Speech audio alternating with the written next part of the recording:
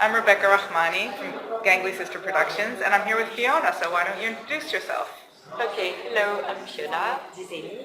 So I'm the founder of Rentez Vous, which is a peer-to-peer and designer fashion rental marketplace.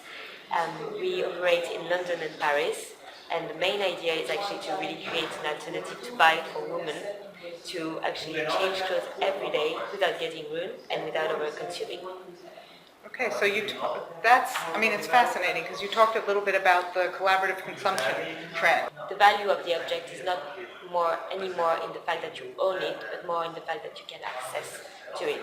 So that is really a major change in value for people. That actually what is important now is really to experience and to get access. So I really thought that in fashion you can also have that, because fashion is all about like inspiration, about change.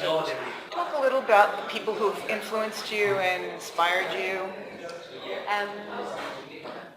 I have a lot of people. I mean, actually, like I find inspiration in everyone, and it's really true. Of course, I found a lot of inspiration in my grandparents. It's quite grandparents. Yeah, because they aren't entrepreneurs at all. But I mean, entrepreneurship wasn't something you were doing. Like, I mean, that was so common 50 years ago. That was more about, but actually creating your own store, own shop.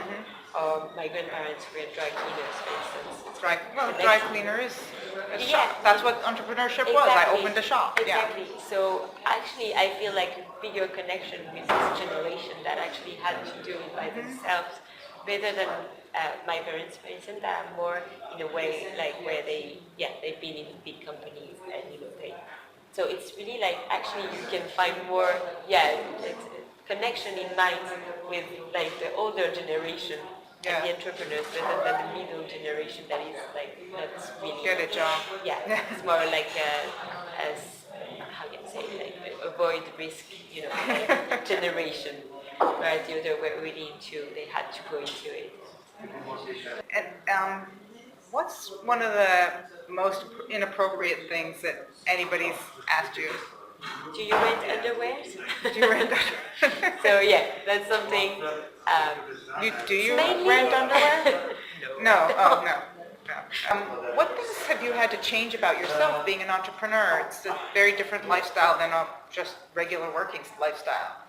Yeah, I think you need to accept that you will never know like what's going to be tomorrow. So that's really something you need to accept. You need to accept to be extremely like flexible. How do you get people on board? I was quite lucky because I didn't recruit anyone yet. Like people came to me, so that was easier. But it's true that on the technical side, like this is more challenging. What kind of bad advice have you gotten? The worst bad advice was stop. Yes, because I think you will always have a lot of people telling you you should go back to the rational side of your life. I think that you should avoid, if you're really convinced and you really want to try something, like just try it, because you should avoid like listening to these people, because it won't make you move forward. What inspired you to become an entrepreneur? I think I wasn't dedicated to be an entrepreneur.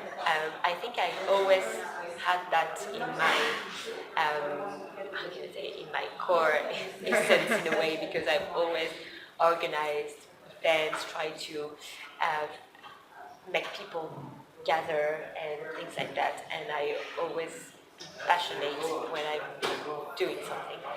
What would you advise to someone who has an idea and they're thinking about a startup? What's the first thing they should try or do? I will say they have to do as much as they can with no budget, with their own means. I think it's really about creativity. Like they really need to find the different ways, like the most unusual way, unexpected way to get inside, to try things.